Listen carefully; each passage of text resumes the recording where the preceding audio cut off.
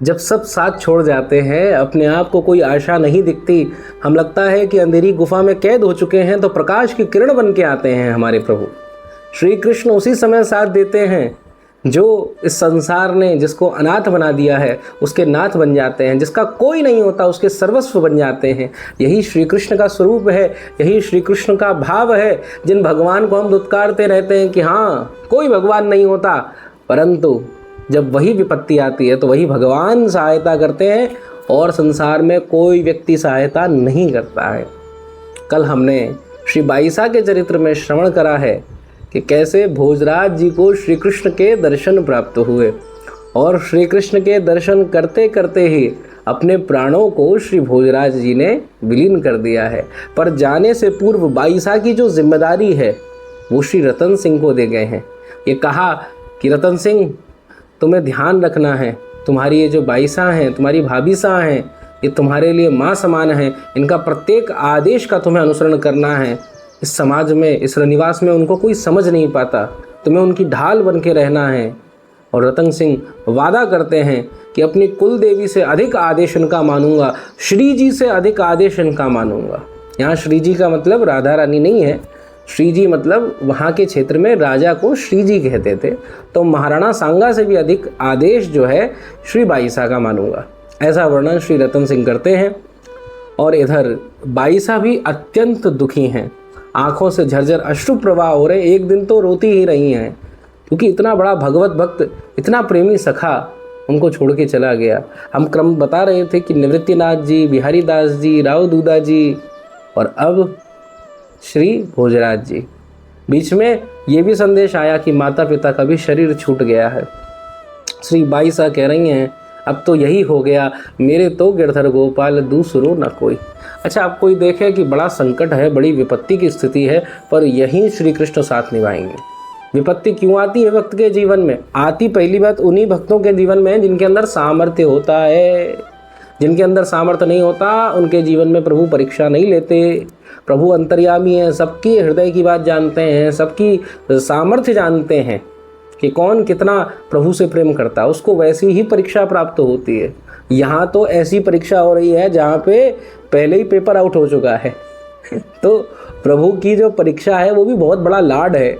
वो परीक्षा से क्या करते हैं, जब श्री हरिदास ठाकुर पे कोड़े पड़े, बंगाल में जो नवाब था उसने कहा कि तुम मुस्लिम वंश में जन्म लिए हो, हरिनाम जपते हो, तो उसने आदेश दिया कि इनको कोड़े मारे जाएं। हर बाजार में, कई बाजारों में कोड़े पड़े।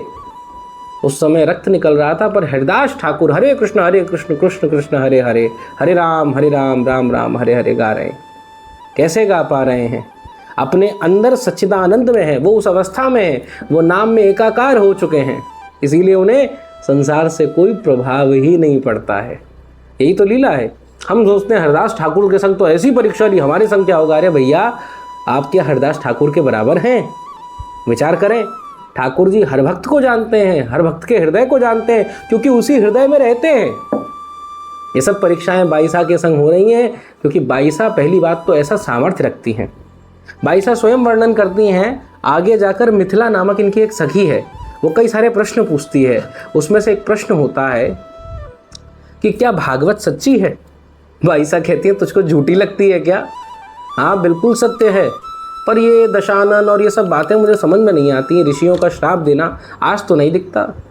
बाईसा बोली जो आज दिख रहा है ना, 500 वर्ष बाद लोग कहेंगे ये भी झूठा है। आज कितनी वीरता से हमारे सब सैनिक, हमारे जितने भी राजपूत हैं लड़ते हैं, क्षत्रिय लड़ते हैं, ये सब लोग कहेंगे कि अरे ये तो बातें थी, परंतु ये सत्य है। मिथिला ने कहा लेकिन आपने तो बताया प्रभु मंगल करते हैं, सबका अच्छा करते हैं, तो आपके संग बुरा क्यों कर रहे हैं?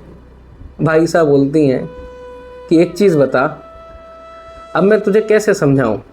यूँ समझ कि जैसे चौमास में खेती करी जाती है तो उसका फल कब निकलता है?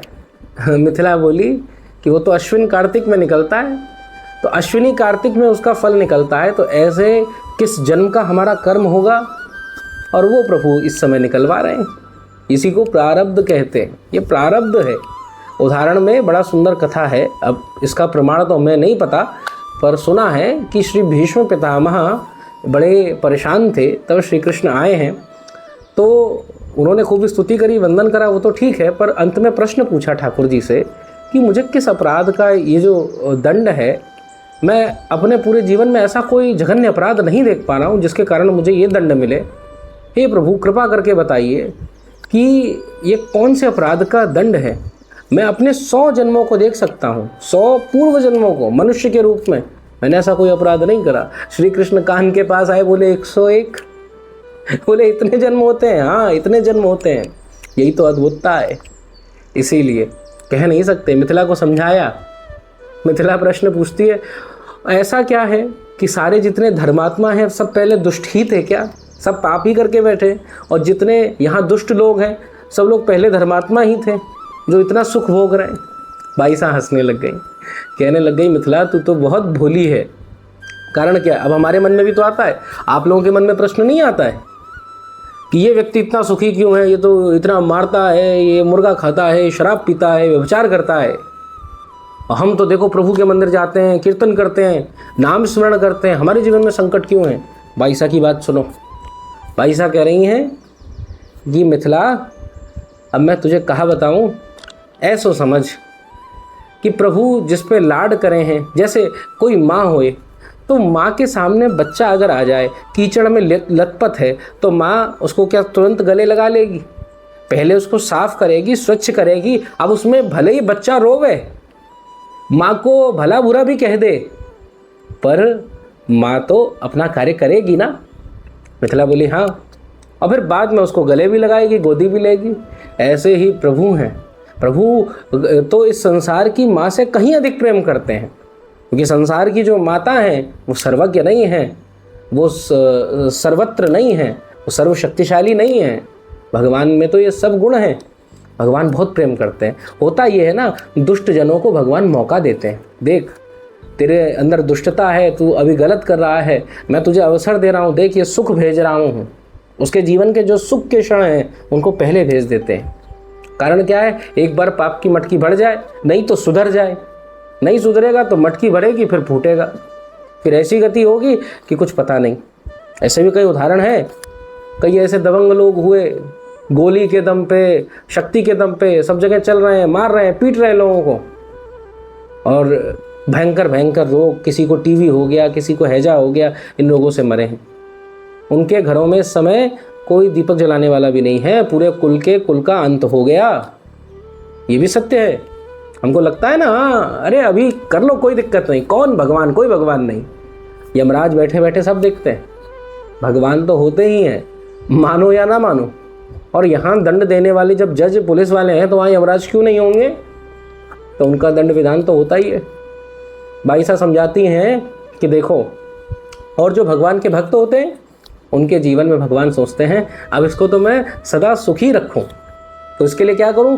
चुन चुन के ले आते हैं कि इसके जीवन में कौन कौन से दुख आने वाले हैं, वो एक संग भेज देते हैं, और अपनी नाम रूपी चिंतामणि से भक्त को लड़ने का सामर्थ्य भी दे देते हैं। अब बड़ा सुंदर उदाहरण बताएं। जैसे कि कोई एक भक्त है, अब जा रहा है बेचारा, किसी ऋषि के सामने गया, प्रणाम करने, उनके दर्शन करने के लिए जा रहा था। अब गुफा में पहुंचा, पैर फिसला, पैर टूट गया।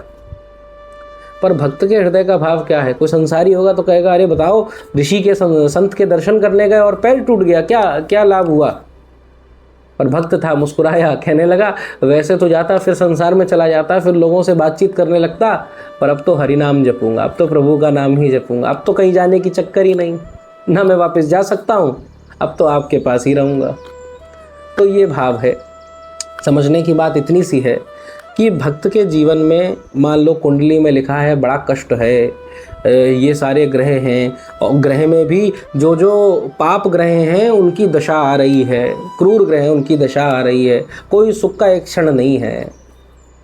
पर वो भक्त भगवान के प्रेम में अगर उन्मत्त हो गया, किसी के में दशा आ गई कि भैया उसको एक स्थान छोड़ के जाना पड़ेगा। एक तरीका तो ये है अपनी इच्छा से जाना, और दूसरा तरीका क्या है? ज़बरदस्ती निकाले जाना। तो बुरा क्या है? कुंडली के हिसाब से, प्रारब्ध के हिसाब से होना यह था कि आपको ज़बरदस्ती निकाल देना, पर भगवान भक्त के हृदय में प्रेरणा करते हैं, वो यात्रा पे निकल जाता है। ये भक्त के संग होता है। चीज़ें वही होती हैं पर उसमें भक्त की इच्छा आ जाती है। ये अद्भुतता है भक्ति की। बाईसा की ये सुंदर चर्चाएं चली रही थी, तभी उदय कुंवर आ गई। ये जो उदा हैं ये बहन हैं श्री भोजराज जी की, रतन सिंह जी की। और हाँ, इस समय सिंहासन पे रतन सिंह जी नहीं हैं, सिंहासन पे विक्रमादित्य बैठ गए हैं, महाराणा सांगा के सबसे छोटे बच्चे, सबसे छोटे बालक। कारण कि ये था कि महाराणा सांगा की 2 धर्मपत्नियां थीं, एक तो भोजराज और रतन सिंह की माता जी श्री धनावती जी, और एक श्री ये कर्मावती जी जो इनकी उदय कुंवर और विक्रमादित्य की माता थी। परंतु कर्मावती जी को श्री महाराणा सांगा जी वचन दे चुके थे कि तुम्हारा पुत्र ही राज्य सिंहासन का अधिकारी बनेगा। तब रतन सिंह जी जब भोजराज जी और महाराणा सांगा जो थे वो युद्ध करने गए बाबर के साथ में, तो बाबर ने छल से तो एक विष का प्रहार भोजराज जी पे करा था, महाराणा सांगा पे भी करा, वो तो उससे बच भी गए, सही हो रहे थे। पर क्या कहें, घर का बेदी लंका ढाए। अब कोई घर का बेदी दुष्ट था, उस पापी ने क्या करा, महाराणा सांगा को किसी भोजन की सामग्री में विष मिला के दे दिया। इससे जो हिंदुआ सूर्य श्री महाराणा सांगा, जो वीरता के परम उत्कर्ष भक्ति के प्रतीक थे, उनका शरीर शांत हुआ। तो रतन सिंह महाराणा हुए। परंतु रतन सिंह जी के सामने विपत्ति ये कि विक्रमादित्य जी की वचन पहले से था। तो ये सब रस्साकसी में, इस सब टशन में रतन सिंह बड़े सहज हृदय, बड़े प्रेमी हृदय के कलात्मक व्यक्ति थे, तो वो ये सब सहन कर ना पाए और इन्हीं चिंताओं के कारण उनका जो शरीर है उन्होंने त्याग दिया, उनका शरीर छूट गया। उनकी जो धर्मपत्नी थी वो भी सती हो गई और उनकी एक छोटी सी लाली थी श्याम कुंवर बाईसा, वो श्री मीराबाई जी की शरण में आ गई, बाईसा के संग आ गई। तो अब तो वो उनके संग रहे, भजन गावे।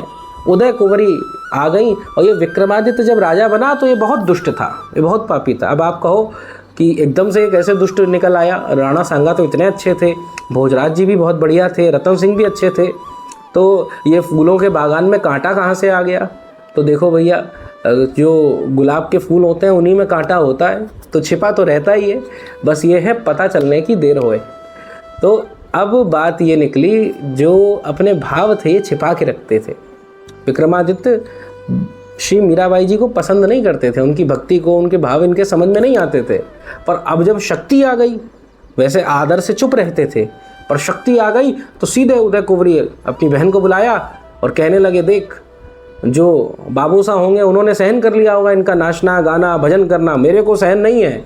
जो करना है इस किले की 4 दीवारी के अंदर करें, बाहर किसी साधु संत से मिलने की ज़रूरत नहीं है, कोई सत्संग करने की ज़रूरत नहीं है, हमारी घर की बहू बेटियों की ये मर्यादा नहीं है। ऐसे डांट के भेजा। उदय कुंवर बाईसा पहुंची, समझाने लगी मीराबाई जी को। बाई जी ने तो हाथ जोड़ के कह दिया कि मैं आपको क्या मना करूं, क्या समझाऊं, मैं तो बस गिरधर से प्रेम करती हूं और किसी से प्रेम नहीं करती। जब भोजराज जी चले गए थे ना, जब उनका शरीर शांत हुआ था, तो बाईसा पे बहुत दबाव डाला गया। बूढ़ी महिलाएं, स्त्रियां वगैरह आ गई थी, विधवा औरतें, कि इनकी चूड़ियाँ तुड़वाई जाएं, सुहाग चिन्ह हटवाए जाएं। पर बाईसा ने कहा, नहीं, मेरे तो प्रभु गिरधर हैं, मेरे पति स्वामी श्री गिरधर हैं, मेरे सखा थे भोजराज, उसका मुझे दुख है, खेद है, पर मैं सुहाग के चिन्ह क्यों मिटाऊं, मैं तो, मेरा सुहाग तो अमर है। इसमें महाराणा सांगा भी थोड़े खिन्न तो हुए थे, पर रतन सिंह थे तो संभाल ले गए। पर अब चित्तौड़ में बाईसा की कोई ढाल नहीं है और विक्रमादित्य तो बहुत दुष्ट है, कलयुग का साक्षात अवतार है। अभी आप कथा आगे श्रवण करेंगे, कैसा भयंकर अत्याचार अपनी प्रजा पे करा है। प्रजा पे मतलब क्या अत्याचार करा है, उसका क्या वर्णन करें, कह नहीं सकते। तो उदय कुंवरी बाईसा को भेजा और उदय कुंवर बाईसा ने समझाने का प्रयास करा, पर श्री बाईसा तो बाईसा है, मीराबाई जी ने उनको नकारात्मक भाव से ही कह दिया कि अब मैं श्री गिरधर को तो नहीं त्याग सकती, और गिरधर के प्रिय मेरे संत हैं, उन संतों का त्याग भी मैं नहीं कर सकती, अब बाकी आपकी जैसी इच्छा। उन्होंने तो प्रणाम करा, पर उदय कुंवर जो थी उनको बड़ी चालाकी सूझी। उन्होंने कहा, सारे जो जड़ है उसका नाम है गिरधर, ये पित्तल की मूर्ति, उसको ठाकुर जी नहीं कहती थी, वो ये कहती थी पीतल की मूर्ति है, तो इस पीतल की मूर्ति को हटा दें तो काम बन जाएगा। विक्रमादित्य को कहा, विक्रमादित्य ने सैनिकों को भेज के, जब मीराबाई सा अपने कक्ष में नहीं थी, श्री गिरधर लाल जी की मूर्ति कहीं और रखवा दी, हटवा दी अपनी नज़र से। अब देखते हैं क्या होता है। अब श्री बाईसा तो बड़ी विह्वल हो गई, बड़ी उदास हो गई, परेशान हो गई, इधर उधर ढूंढें खोजें, श्री बाईसा बार बार बैठे गाती, श्री ठाकुर जी को पुकारती। मारी सुध जो जाने तो लीजो, पल पल भी पंथ निहारूं, दर्शन मान दीजो। मैं तो हूँ बहु अवगुण वाली, ओ गुण सब हर लीजो। मारी सुध जो जाने तो लीजो, मैं तो दासी चरण कमल की, मिल बिछड़न मत की जो। मीरा के प्रभु गिरधर नागर, हरि चरणा चित दीजो। मारी सुध जो जाने सो लीजो। और इधर क्या देखा, बाईसा रो रही थी। श्री गिरधर अपनी चौक पर, जहाँ उनका मंदिर था, वहीं पर प्रकट हो गए। अब तो मिथिला दौड़ के आई, कहने लगी बाईसा रोइए मत, रोइए मत, श्री ठाकुर जी पधार चुके हैं। ठाकुर जी को आकर देखा, श्री बाईसा तो हृदय लगा लिया ठाकुर जी में, कहने लग गई आप ही सर्वस्व हैं, आप ही सब कुछ हैं, मैं तो थारे भजन भरोसे अविनाशी। हे प्रभु, मैं तो आपके भजन भरोसे हूँ, इस चित्तौड़ में अब मेरा कौन है, बस आप ही हैं, तो आपसे ही प्रेम है, आपसे ही भाव है। राजा जयमल का आगमन हुआ। राजा जयमल अपने सबसे छोटे पुत्र मुकुंद दास को लेकर आए हुए थे। जयमल ने श्री मीरा जी की उस दशा को देखा। चित्तौड़ में तो मीरा जी के ऊपर सारे प्रतिबंध लगा दिए गए थे। ऊपर ऊपर से तो कोई कुछ नहीं कहता, पर अंदर अंदर सब उड़ते थे। रनिवास दो भागों में बट चुका था, एक तो बाईसा की तरफ और एक ये विक्रमादित्य और उदाबाई की तरफ। अब ये स्थिति आ गई थी और ये प्रपंच तो अब इसने षड्यंत्र तो शुरू कर दिए हैं। जिस प्रकार से अपना ही पिता हिरण्यकश्यपु प्रहलाद जी का दुश्मन बन जाता है, ऐसे श्री बाईसा के देवर हैं, छोटे लाल जी हैं। बाईसा तो इनसे बहुत प्रेम करती हैं, इनको प्रेम से भोजन आदि कराती हैं, परंतु ये पता नहीं किस भाव से कलयुग से ही मति मारी गई, उनको तड़पाने लगे। जयमल जी को ये रास नहीं आया, पर फिर भी संबंध है, क्या कह सकते हैं। तो वहाँ पर एक सुंदर सी बालिका श्री श्याम कुंवर को देखा। जयमल जी को भाग गई। पिता रतन सिंह, माता जी तो चले गए थे। तो श्री जयमल जी ने अपने पुत्र श्री मुकुंद दास जी का संबंध श्याम कुंवर बाईसा से कर दिया और मीराबाई जी और दोनों मुकुंद दास श्याम कुंवर बाईसा को लेकर मेड़ता चले गए। मेड़ता में जब पहुँचे हैं तो बाईसा देख रही है, वही आंगन है, वही चौकियाँ हैं, वही पलंग हैं, वो घर है पर माता पिता नहीं हैं, वही सब कुछ है पर वो लोग नहीं हैं। जो छोटे छोटे बालक थे अब वो बड़े हो गए, उनके विवाह हो गए हैं, उनके छोटे छोटे बच्चे हैं। और जो वीरम देव जी बड़े वीर दिखाई देते, हर पल लड़ाई को तैयार करने के लिए तैयार रहते, युद्ध करने के लिए तैयार रहते। श्री राव दूधा जी का एक प्रकार से पूर्णतः आधा शरीर ही समझ लीजिए, उनके शरीर का जो तेज वीरता थी वो अब धीरे धीरे जा रही थी, वृद्ध अवस्था आ रही थी। वीरम देव जी बिल्कुल बूढ़े वृद्ध राव दूधा जैसे ही दिखने लग गए और अपनी गोदी में अपनी पोती पोतों को बैठाल कर कथा सुना रहे हैं, कहानी सुना रहे हैं। मुकुंद दास कहता है ये चित्तौड़ के लोग कितने दुष्ट हैं। वीरम देव जी कहते हैं ऐसा मत कहो, हर कोई दुष्ट थोड़ी ना होता है। अरे और वैसे भी तुम्हारे फूफा सा और वैसे भी तुम्हारे जो फूफा सा थे वो तो बहुत वीर थे, मानो शांत रस ही रूप लावण्य में अद्भुत स्वरूप लेकर आ गया हो। उनका ऐसा सुंदर स्वरूप था, बहुत कर्मठ थे, हर प्रकार से तुम्हारी जो बुआ सा हैं उनकी मदद करते थे, उनकी सहायता करते थे। महाराणा सांगा जैसा वीर तो इस धरती पे शायद ही कोई हुआ हो आज के समय में, तो ऐसी वीरों की धरती है। मुकुंद दास बोला पर विक्रमादित्य राणा तो बहुत दुष्ट हैं, वो तो बहुत दुराचरण करते हैं। श्री वीरम देव जी कहने लगे कि अब क्या करें, कहीं अच्छी से अच्छी जगह पे भी दुष्टता तो आ ही जाती है, संतों के बीच भी कोई ना कोई पाखंडी तो बैठा ही होता है। तो ऐसे ही चित्तौड़ के इस राजवंश में भी पता नहीं कहाँ से आ गए। श्री वीरम देव जी के पास बाईसा आई, उनको प्रणाम करा। बाईसा बोली कि अब तो आप बाबूसा जैसे दिखने लग गए हो। वीरम देव जी ने कहा वृद्ध तो हो ही रहा हूँ, पर बेटी मैंने सुना है कि विक्रमादित्य अभी से व्यभिचार करने लग गए। वेश्याओं को वहाँ पर ले आते हैं, सारे जितने सामंत हैं उनको निकलवा दिया है, वृद्ध जो राष्ट्रभूमि के लिए लड़ने मरने को तैयार रहते हैं उन योद्धाओं को हटवा दिया है, वहाँ पहलवानों को ले आए हैं। चारों घंटे व्यभिचार पड़ा रहता है, मदिरा पान नशे में उन्मत्त रहते हैं। बाईसा ने अपने शीश को झुका लिया। वीरमदेव जी कह भी रहे हैं कि अब आप यहीं रुक जाओ, कहीं जाने की आवश्यकता नहीं है। श्री बाईसा कह रही हैं कि नहीं, अभी मेरा चित्तौड़ में कार्य है। और यही सब को प्रणाम कर कर, मेड़ता अपनी जन्मभूमि को प्रणाम कर कर बाईसा चित्तौड़ आई हैं। जब चित्तौड़ में प्रवेश कर रही हैं तो एक गांव पड़ा और उस गांव में देख रही हैं कि छोटे छोटे जो घर हैं वो दहक रहे हैं, बच्चों को जलाया जा रहा है, स्त्रियों को पकड़ पकड़ के मारा जा रहा है, एक एक व्यक्ति की खाल उधेड़ दी जा रही है। किसके नाम पे? कर वसूली के नाम पे। बाईसा ने जब इस भयंकर दृश्य को देखा तो उनसे रहा ना गया। जान पहचान जांचने के लिए आई तो लोगों ने बताया कि पिछले वर्ष अकाल पड़ा था, हम इस वर्ष कुछ उगा नहीं पाए, कुछ हो नहीं पाया। अगर हम पे कुछ होता तो हम दे देते, पर अन्नदाता हुकुम तो हम सबके प्राणों के पीछे पड़ गए हैं। उन्होंने ये सब उगाई वाले भेज दिए हैं और ये हमसे कर चाहते हैं। और बोलो कि हम पे कर नहीं है तो हमारे घर में आग लगा देते हैं, हमारी बीवी बच्चों को बांध कर हमारे सब जो बर्तन आदि धन आदि है उसको ले जाते हैं। और आपको मैं क्या बताऊं, मुझे तो बड़ी लज्जा आ रही है कि राजपुताना हिंदुआ सूर्य साम्राज्य में ऐसा हो रहा है कि जब कर ना दो तो कहते हैं कि अपनी बीवी बच्चे हमको दे दो। ऐसी स्थिति आ गई। श्री बाईसा से रहा ना गया, सैनिकों को आदेश करा कि इनको पकड़ो, मना करो। तो उनके संग के जो सैनिक थे वो गए, पर वो उतने धूर्त थे कि सैनिकों की क्यों माने, बिल्कुल नहीं मानी, अपना लगा रहे हैं। उनके सामने सामने कुछ लोगों को पकड़ लिया और जलाने का प्रयास कर दिया। ऐसा आतंक, तो प्रजा तो विरोध में हो ही जाएगी। पर बाईसा को बड़ा क्रोध आया।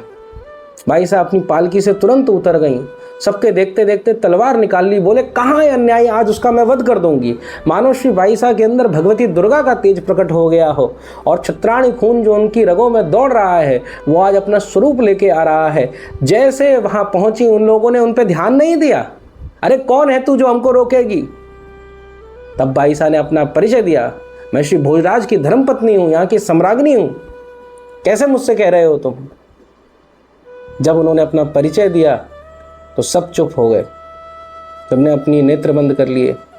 बाईसा कह रही है कोई तरीका है कर लेने का? लोगों को जला डालना, मातृशक्ति का ऐसा अपमान, तुम्हारे बीवी बच्चों के संग यही करा जाए? उन्होंने नजर झुका ली, कहने लगे पर आप ही बताए तो हम क्या करें? अगर हम ये ना करें तो वहां बैठे हुए राणा कहते हैं, विक्रमादित्य कहते हैं कि हम तुम्हारी खाल के चमड़ा उधड़वा के उसमें भुस भर देंगे। तो हम अपने प्राणों की रक्षा करने के लिए इनके प्राण लेने को आतुर हैं, अब क्या कर सकते हैं? बाईसा ने कहा इनकी कोई आवश्यकता नहीं है। पीछे देखा कि कुछ लोग कर के बदले में वहाँ की जो बच्चियां हैं उनको उठा के ले जा रहे थे, उनको रुकवाया बाईसा ने। फिर उसके बाद में वो लोग नहीं माने, लेकिन कर तो देना पड़ेगा आपको, अगर कर नहीं मिलेगा तो हमारे प्राण चले जाएंगे। बाईसा ने अपनी सारी जितनी सेविकाएं थीं, अपने गहने जो थे, श्री चंपा जी को और श्री गंगा जी को, श्री मिथिला जी को, गोमती जी को बुलाया, सब सखियों को बुलाकर जितने गहने थे उन सबके मांगे, अपने गहने जितने थे सब लिए और वो सब उनके हाथ में दे दिए। बोले ये गांव अब आज के बाद नहीं आना, जाओ यहाँ से। बाईसा ने फिर सब स्त्रियों को इकट्ठा करा, अरे तुम दुर्गा भवानी का स्वरूप हो, ऐसे कैसे कोई तुम्हारे संग कुछ भी कर लेगा? अपने अपने शस्त्र उठाओ, क्या चीज़ नहीं है तुम्हारे पास में? जो वीरता तुम्हारे इन पुरुषों के पास में उससे अधिक वीर हो तुम। उनको समझाया, कुछ भी हो जाए अपने प्राण देने को तैयार हो जाओ, पर इन चक्करों में मत पड़ो, तुम्हारे अंदर भवानी दुर्गा भगवती का स्वरूप है।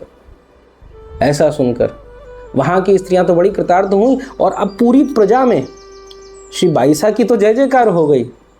पर यहाँ बाईसा ने कोई लोभ में थोड़ी ना करा, वो सत्ता हथियाना थोड़ी ना चाहती थी। ये तो सहज दया भाव भक्त के हृदय में होता है। जहाँ अन्याय होता है उसको सहन नहीं कर सकता, जहाँ गलत हो रहा है, भले ही अपना पति अपना बच्चा गलत कर रहा है पर वो उसको बोलेगा, अपना पिता गलत कर रहा है पर वो उसको टोकेगा, ये भक्त का स्वरूप होता है। तो जब बाईसा ने ऐसा करा, राणा विक्रमादित्य अपनी मदमस्त चाल में आता हुआ श्री बाईसा के कक्ष में जाकर पहुंचा। न श्री गिरधर लाल को प्रणाम, न बाईसा को प्रणाम। धमकी देते हुए चला गया, आप मेरे काम में अड़ंगा मत लगाइए, आप अपने काम से काम रखिए। वैसे भी आपके चक्कर में हमारे कुल की तो बदनामी हो चुकी है। बाईसा ने पूछा, क्या ये लोगों से कर लेना ये बदनामी नहीं है? अकाल पड़ रहा है, वो बेचारे कहाँ से देंगे, और उनसे कर लिया जा रहा है। विक्रमादित्य तो गरज के बोला, अरे ये सब झूठ बोलते हैं, मूर्ख बनाने की बातें, कोई अकाल नहीं पड़ रहा, आपको भावनात्मक ढंग से बहलाना चाह रहे हैं, और वैसे भी ये सब कार्य आपके नहीं हैं, आप बैठो इनकी सेवा करो, पर यहाँ मेरे काम में आज के बाद आप नहीं बोलेंगे। और ये कहकर निकल गया। और विक्रमादित्य का जो अब आतंक चालू होगा, श्री बाईसा इसको कैसे विमर्श करेंगी, इसके संग एक प्रकार से कैसे युद्ध करेंगी, ये भी अपने आप में कथा है। जो हम बाईसा के विषय में कई सारे चरित्र पढ़ते हैं, कई फिल्मों के द्वारा, कई वीडियो के द्वारा भी देखते हैं कि कैसे बाईसा को विष का प्याला आदि भेजा जा रहा है। वो चित्तौड़ के महाराणा सांगा नहीं कर रहे हैं, वहाँ महाराणा को दिखा दिया गया है। वो भोजराज नहीं कर रहे हैं, ये तो रतन सिंह नहीं करने वाले हैं, ये सज्जन हैं, ये एकलौते ऐसे हैं। इनका नाम है विक्रमादित्य, जो एक प्रकार से पापी बुद्धि के हो गए हैं। अब पापी बुद्धि के हो गए हैं, हरी इच्छा है, क्योंकि अगर ये विष का प्रसंग ना होता तो कहीं ना कहीं आज मीरा बाईसा को हम लोग इतना ज़्यादा तो नहीं जानते। जो भक्तगण हैं वो तो प्रेम करते, परंतु जो सामान्य दुनिया वाले लोग हैं उनको तो सब चमत्कार चाहिए, तो वो चमत्कार को नमस्कार है। तो अगर ये नहीं होता तो वो चमत्कार कैसे होते? तो इसीलिए प्रभु ने ही, हम तो यही मानते हैं, सब प्रभु की लीला होती है, इसको भेजा है। कारण क्या है? ताकि बाईसा की जो कीर्ति है उसका प्रकाश हो सके। मैं सोचने वाली बात है, एक स्थान में आप रह रहे हो, उसके महल में रह रहे हो, और वहीं का राजा आपके विरुद्ध हो गया, तो आप कैसे रहोगे? तो ये जीवन जो है बाईसा का। और यहाँ से एक चीज़ सीखने वाली भी है कि जो हमारी जो बच्चियाँ हैं, कई सारे बच्चे हैं ऐसे घरों में हैं कि जहाँ पर भक्ति का माहौल नहीं है, जहाँ नाम जब थोड़ा बहुत करते हैं तो पिताजी ताना मार देते हैं, पाखंड कर रहा है। माताजी कहती है भक्ति बनेगी क्या बनेगी, भक्तन बनेगी क्या, जोगन बनेगी क्या। तो ऐसी स्थिति में भी बाईसा के इस चरित्र को श्रवण करके तुम समझ पाओगे कि ऐसे जीवन में भी हम कैसे प्रभु की भक्ति, श्री कृष्ण की प्राप्ति कर सकते हैं। ज़रूरी नहीं है सबको दिखा के माला करो, हाथ में झोली हो, अपने मन में नाम जप, अपनी बुद्धि को ऐसा बनाओ हर श्वास में, एक श्वास में श्री राधा श्री राधा श्री राधा ऐसा चलता रहे। और जब भूल जाओ तो कुछ रखो अपने पास में ध्यान दिलाने के लिए। कोई श्री राधा बाबा कहते एक रुमाल में गांठ बांध लो, एक रुमाल लेना, उसमें गांठ बांध लेना और उस रुमाल को अपने पास रखना, तो कभी भूलोगे नहीं। जैसे वो रुमाल दिखेगा याद आ जाएगा राधा राधा जपना है, तो माला का भी चक्र खत्म और परिवार वालों के तानों से भी बच जाओगे। विग्रह सेवा नहीं कर सकते, कोई बात नहीं, कभी जैसे भी मंदिर जाने का भी नहीं तो मंदिर में चले जाओ, और इसके माध्यम से सत्संग तो आप लोग सुन ही सकते हो। तो इसीलिए खूब भाव से सत्संग को सुनो, जितना समय मिले प्रभु का भजन करो। इससे उत्तम कोई और मार्ग, इससे उत्तम कोई और कार्य नहीं है, नहीं है, नहीं है। नास्तिकों के चक्कर में मत पड़ो, वो 4-5 दिन बाद यहीं मिलेंगे आपको। वो अभी खूब आनंद में, क्योंकि उनका सद प्रारब्ध चल रहा है। जब बुरा प्रारब्ध आएगा तो मंदिर में सबसे ज़्यादा घंटा वही हिलाते हुए मिलेंगे, सबसे ज़्यादा आरती करते हुए वही मिलेंगे। तो इसीलिए इन सब चक्करों में, प्रपंचों में नहीं पड़ो। हरि की भक्ति, प्रभु की भक्ति, यही सार है, इसके अलावा सब कुछ बेकार है। यही सत्य बात है। जय जय श्री राधे।